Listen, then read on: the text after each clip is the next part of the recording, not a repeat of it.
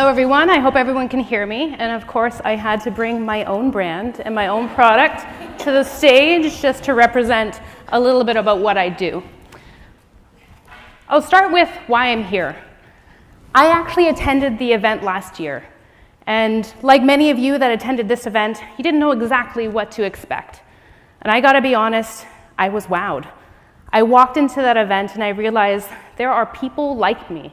There are other women out there that have the same challenges I do, that have the same kind of passion and drive that I do, and I felt at home. Many of you have probably experienced it. I personally didn't have a whole lot of women leadership in my life. The companies I joined, simply there was no women in technology, mostly in the leadership roles. In addition, the family I grew up in just so happens that a lot of the women didn't work. My mother, my oma, my grandma, my aunts, they chose to be housewives. And I want to make sure I say it. That is admirable and wonderful to do that in your life. I just knew that wasn't the direction that I wanted to take. So here I am, a very young individual starting in my career, not seeing role models at my company, not necessarily seeing women role models at home, and I felt very alone. So when I went last year, I knew I wanted to join this kind of movement. Obviously, I'm back for the second year, and if you do another one, I will be back every year ever after that. But I just want to make sure we all are aware, all of us now are mentors of each other. We look to each other. I hope we take aspects of our stories, and we take that back to our personal lives and our career.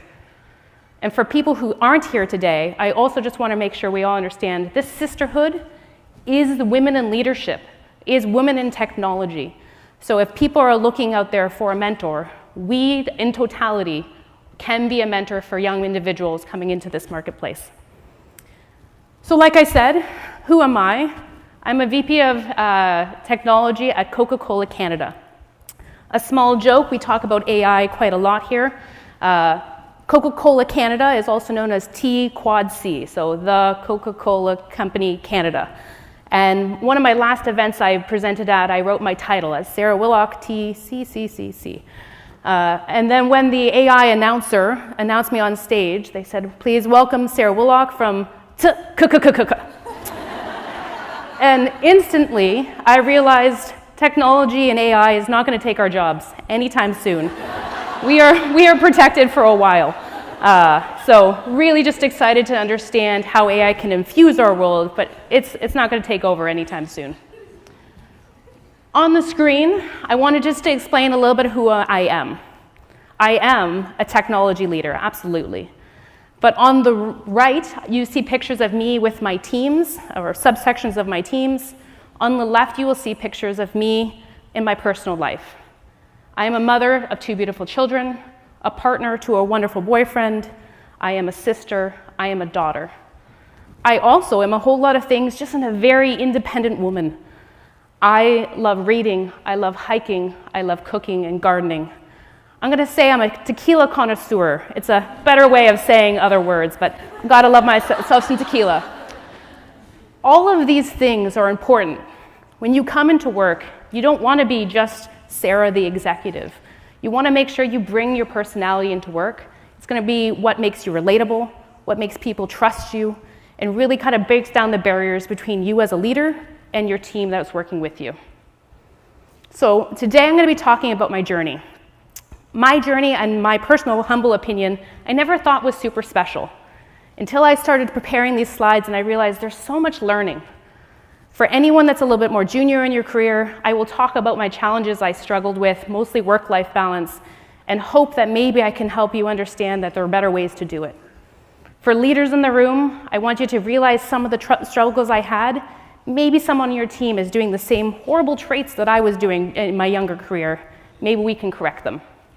So hopefully you can find some common trends through this and help the general sisterhood out. I start with a sentence. I'm a technologist that just so happens to be a great leader. And why I want to start here is I feel like this is my differentiator. I reported to so many great leaders in my career. Leaders that knew how to coach me, leaders that knew how to make sure I could public speak and what to do with my hands in all time the situations. But in no way did I ever really report to a leader that could guide me technically, that knew what I was doing, the challenges I was experiencing, and jump in. In my career at a young age, I didn't know exactly where I was going, but I knew if I ever became a leader, I wanted to be a different type of leader. I wanted to be able to go hand in hand, shoulder to shoulder, with my engineers, with my team, and troubleshoot and fix problems. In technology, things will break. Servers will crash, cyber attacks will happen, data will be lost. And I never wanted to be one of those leaders that sat behind my desk and said, let me know when it's fixed. I wanted to be in there. I wanted to be helping them at all times. In my career, I focused on that and made sure that was really a focus point to make sure my technical skills were maintained as I grew my career. Of course, I still refine my leadership skills. That's also important. But it's so important to also understand leadership, at least I found. A lot of those skills came from on-the-job experience. You cannot go to a class or an online lecture to teach you how to do mass layoffs. You cannot go to a class that teaches you how to deal with someone that has a very personal issue, that doesn't want to go to HR. They're looking for your guidance and your guidance only. As a leader, those moments grow you. And realistically, there's no training in the world that can get you prepared for some of those conversations. The emotional damage that it does when you're going through those conversations and you're trying to act all stern, that's the moment of leadership that really grows you. I bring this up as my career was like a wave. I talk to so many other tech leaders, and they always talk about a mountain. They just climb a mountain. They make it sound so easy. It might have been a steep one. Mine was not a mountain. If you think of like a wave pool, wave pools are fun. You probably go on them on your vacation and things like that. And when anyone asks about your vacation, you talk about the good moments. I had tons of fun in that wave pool. What you probably don't mention, your head went underwater. You probably swallowed a little bit. Your knees got scraped against the bottom of the pool. Those are the moments that you know yourselves have overcome, but often are never discussed, and no one ever notices it. Kind of the duck swimming with the legs underwater. No one knows that sometimes you're struggling. It's so important to share some of those moments once again, because we both, all together, most likely had some of those moments that we can kind of share. Through my crests and my troughs of my journey, I learned a lot. It's important to know I learned a lot at the high points. I learned even more at the low. When you have a problem and you have to look around you to figure out how you're going to resolve it, that's where you have a lot of growth. Ooh, that's going to be a problem. I'm going to go with a blank screen just so my screen's right. But realistically, what's on the board, I'm just walking through my 4 kind of sections of my career. The first one is the early days. I started as an engineer. I wanted to be an engineer. I thought I was going to be the world's best engineer. I found myself really making sure that I was always busy. Knowledge is power, and I clearly was power hungry. I went only to school. I always had a full-time job. I did side hustles. I made sure I pursued certifications and learnings. I made sure I knew it all. I found myself my first real tech company. I worked at an agency. I won't go into the goods and bads of agencies, but we know at an agency you get to try a whole lot of things because your different clients have different requirements. Inside this agency, once again, I was an engineer. I was doing C# coding, Java coding, Delphi coding. I'm not trying to date myself too much. Trying to really just make sure I learned as much as I could. I was the first to hand raise for absolutely anything on the team. You want me to do email marketing? Sure, I'm good with it. A lot of the senior engineers didn't want to do content management. I would do some content management, no trouble. By hand raising and taking all of these types of work aspects, I found myself being able to really showcase who I was, a really, really loyal, hardworking individual. I gained a lot of foundational knowledge, what they can't teach in school. When you get into the job market, you don't know what a C-suite is and a board and what is the difference of an AVP, EVP, SVP, and VP. You get to learn all of that. And when you're going through it, you understand probably where you want to go. Do I want to be an engineer? Do I want to be a leader? Those early days really helped me figure out where I wanted to go, what was my North Star. Although very fun, it was not without its challenges. I was one of the only women in my class when graduating. I was one of 3. When I actually entered in the workforce, there was barely any women around, not in leadership, not in tech roles. And it was a pretty strong bro culture. I started changing who I was. I started changing how I dressed, how I talked, everything about me. Sneakers and running shoes on every day? Sure, no problem. Beer and wings for the third day in a row? Sure, sounds great. My problem I had is, one, no one was getting to know the real me, and two, I was being very much washed about my personality and what I could really bring, which was my unique skill set. I got my first promotion in a developer type role, and they took me out for drinks. I was part of the team, I was part of the crowd, I was so excited. And I will never forget the moment. I was sitting around the table, and the one individual leaned to me, and they said, "You know why you got promoted, right?" And I had no clue what they were talking about, so, elaborate, tell me why I got promoted. And they said, either it's because you're likely the only woman on their team, and they're afraid of losing you, or maybe they have a thing for you, maybe they like you. And in that moment, imposter syndrome is a real thing. I felt like it was actually reaffirmed. And I was like, oh my goodness, maybe I didn't deserve it. Maybe the whole reason I got promoted is just because I'm a woman. And that's when I started making career decisions that were wrong. I doubled down. I worked so incredibly hard to prove to everyone that I deserved that darn promotion. My work hours switched from 7 hours to 10 hours to 12 hours to 14 hours. I worked my butt off. I was the first person in, the last person out, and the loudest person around the table to make sure people knew I was a loyal employee, a competent engineer, and I deserved that promotion. Well, it worked. People started believing it. People started trusting me. But what the heck did I just do to my personal life? I had no personal life. My job was my life. And because I had those side hustles, my entire job was my life. I worked 7 a.m. to 7 p.m. at my corporate job. I went home, ate some food, and then picked up my side hustle until I fell asleep.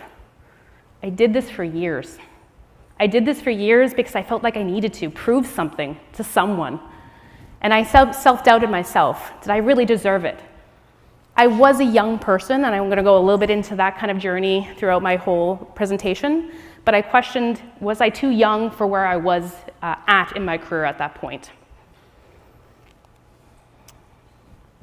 After the early days, I advanced as an individual contributor.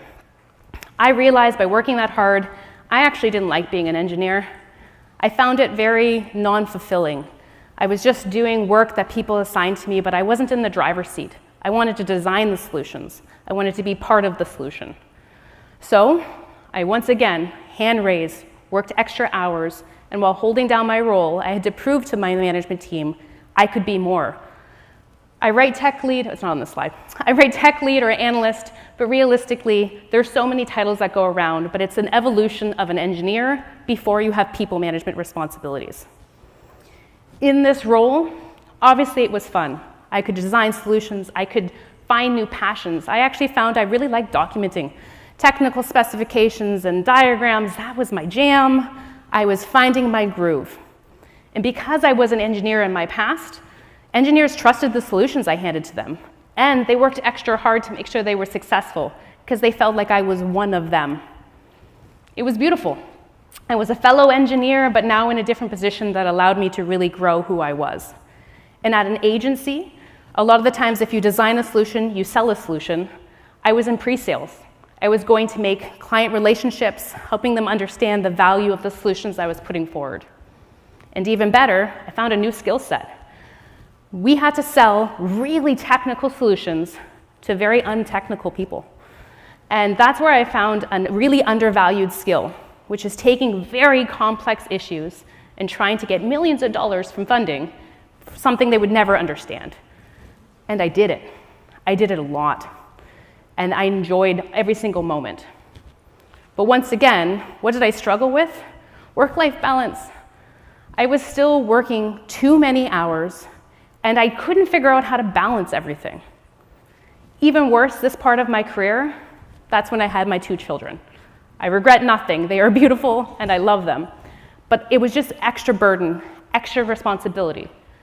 As I looked around, not one woman around me could help me understand how to balance my job, my 2 children. What the heck should I be doing with my time? What am I doing wrong? I tried to balance it myself. I didn't do a good job. I did change my hours a little bit, working 8 to 5, picking up my kids, feeding them, putting them to sleep, and then logging back in and working infinite hours. Even worse, when my management team saw it, they rewarded me. They loved how many hours I was working, obviously, and they kept on promoting. They kept on moving me up and giving me more and more responsibility. I found myself responsible for way more than I was ever expecting, once again, still at a pretty junior young age. At a certain point in my career, I decided to go a little bit further. I had an opportunity to figure out if I wanted to be a leader or not. I want to pause and just make sure I understand and articulate. Being an individual contributor is so important. And for people who are passionate about being subject matter experts, don't go into leadership. But take a pause when you're in that point of your career and decide, do I want to be a leader? Do I want to be an individual contributor? You can grow to staff roles, principal roles. You can have an amazing career as an individual contributor. I personally made the decision to start going into leadership. I loved coaching. I loved building those bonds with my team, building meaningful connections. I felt it really important, being a woman in technology, to once again be that role model. I never had one, and I could be one. Now, imposter syndrome sets in there once again. How can I be a role model if I didn't really know what it was to be a woman in technology, mostly in a leadership role? But I finally started embracing who I was. I didn't want to find out what made me unique. I finally realized me, myself, my totality is my uniqueness. Everyone is unique. So stop searching for what makes you unique. Everything about you is unique. Be your authentic self and kind of come into work and showcase that to your teams. As I grew up inside of management then, I spent a lot of time still getting to know my teams. I wanted to be, once again, that different type of manager. I tried to balance the human side of it, making sure I knew them as a person, and their technical growth, how I could support them in their projects. I wanted them to understand when things went wrong, I was in the trenches with them, working alongside them to resolve it. Also, finally, in leadership, I could fix D&I a little bit. So I worked with a lot of good agencies to help bring in more women in technology in my teams, so people didn't have the same feelings that I did when I joined. I really tried to foster a sense of collaborism and making sure people felt welcomed at the table. Everyone's voice was welcome. What I still hadn't fixed is my personal life. My work-life balance was going absolutely crazy, and at the same time, I was going through a divorce now. No problems. Like a good executive, I put my mind to it. That was a quick divorce. And I was happy. I felt like a new woman coming out. And what's so weird is I was sitting in bed one night, and I was like, oh, I get to date again. I get to find someone that truly will support me. And then I realized, I don't have time to date. I barely have time to shower. How am I going to possibly do this? And I realized at that point, you can be a great executive. I was a really good mom, but I was not taking care of myself. So at that point of my career, I decided I needed out. I needed out of the crazy job. I tried to back my work hours off a little bit at my current job, and understandably, it didn't work. My company was used to me working 16 hours a day. So when I started just trying to work 7, there was hours of work every day that were just not getting done. They didn't have headcount. They didn't have bodies to take all the extra work I was doing. My only way out, truly, was to leave the company. And I'm proud of doing that. I reached out to a really good agency. I didn't have time to job search myself. And I said, help me find a new place. And they did. They took me and they placed me in a new company. Don't worry about the slides. They're so not correct. But I got a new job, and I was really enjoying it. My team grew from 10 people to 50 people to 100 people to over 500 people. My budgets grew from tens of thousands to millions to hundreds of millions. I was finally in the area that I wanted to work in, and even more important, from day one, I set boundaries. I logged off at 5. If there's a production issue, of course, call me. That's always the case. But I set boundaries, and I brought my authentic self to work from day one, making sure people knew who I was and why I had boundaries. I was proud to share I had a family. I was proud to share I had kids. In this crazy post-hybrid COVID world, really our personal life and our work life are very much intertwined. People know about your family because they see them running around in the background of your Zoom meetings and your Teams meetings. It was so important for me to build those established connections to say, I am a mother, gotta log off at 5. I'm sorry. You get a meeting from your C-suite at 6 o'clock, I'm sorry. I had to pick up my children. Send me the notes, I'll read them later. Those boundaries were so important that I set. Even better, because I grew this team from the ground up, D&I was priority number 1. Different voices around the table, working with agencies to help make sure all visible minorities were present and welcomed and really encouraged to participate in the conversation. I really feel like I fixed a lot of the issues that I had kind of growing up in my career, and I finally had work-life balance.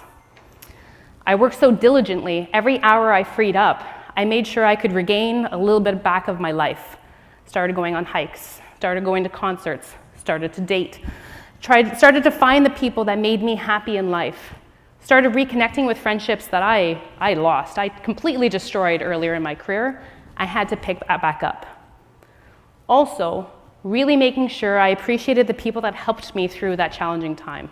My mother raised my children for many years, Monday through Friday, easily, 7 to 7 or something like that, acknowledging how much that must have done to her life as well to help me get to where I was. I loved my company, I loved my job, but I think what was so important is now that I was a place in my career, I was networking, I was meeting new people, meeting meaningful relationships that it really was going to help me get further in life.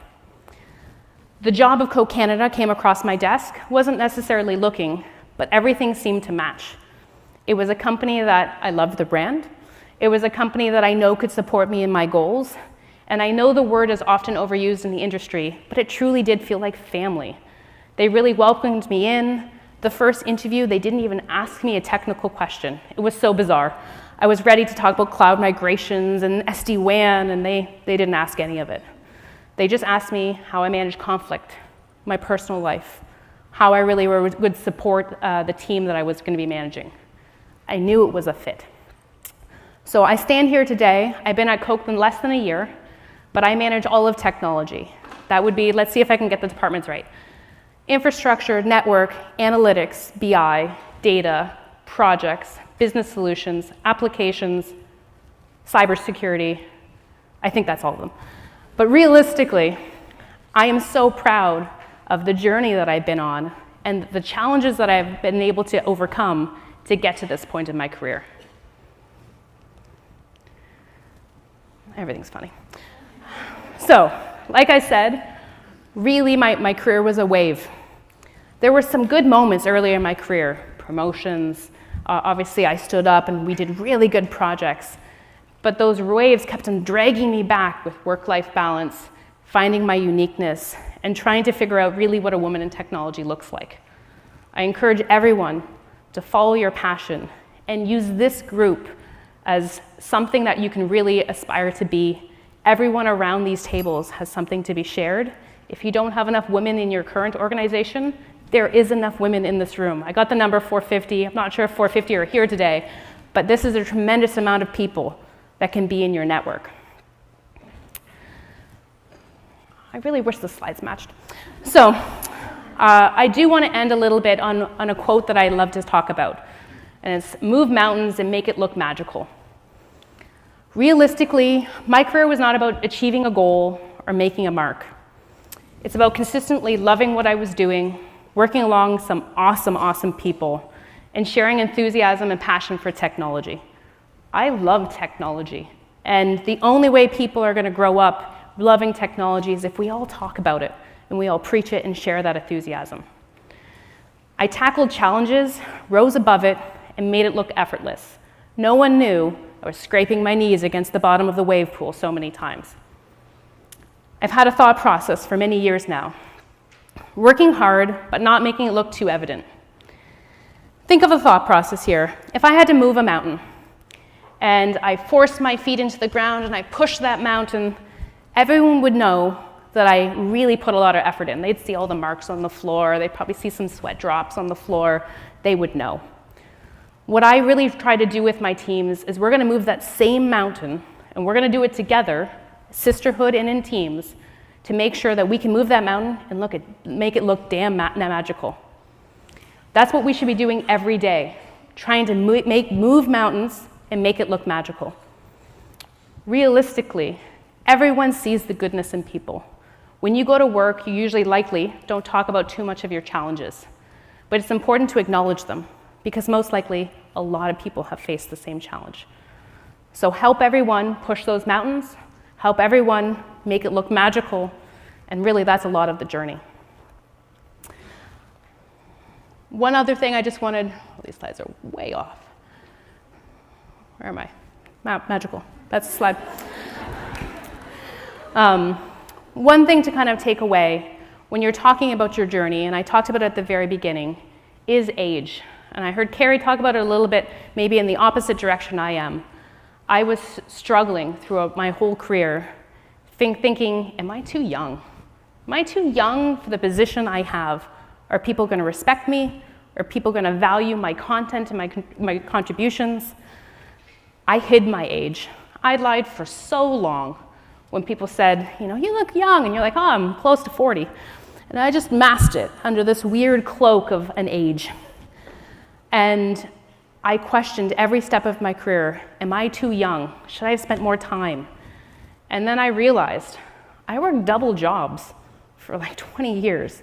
So I achieved so much in the short time period, and that's why I was able to get there. And instead of being shy or scared about telling people my age, I should embrace it. So I'm happy to share, I am 37, I am a VP of technology, and I worked my butt off to get to this point. And I no longer, thank you.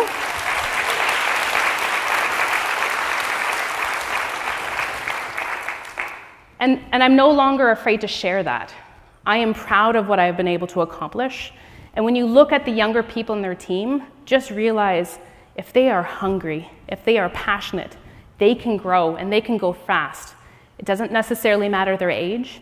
And I think I've also proved that. I've never once had a conversation with someone where they questioned my authority or questioned my position or my opinion because of my age. So we all doubt each other and ourselves for different reasons. I just wanted to share that not every reason that you doubt yourself is a valid reason. So also challenge your normal and make sure that you can push yourself a little bit further. I want to thank everyone. I talked to so many of you. I see my cheerleading section in the front. Super excited to see them. But I just really wanted to thank everyone for coming to the event, making meaningful connections. Obviously, I'm attending the rest of the event. I look forward to connecting with everyone as well. So thank you everyone for your time, and connect with me on LinkedIn.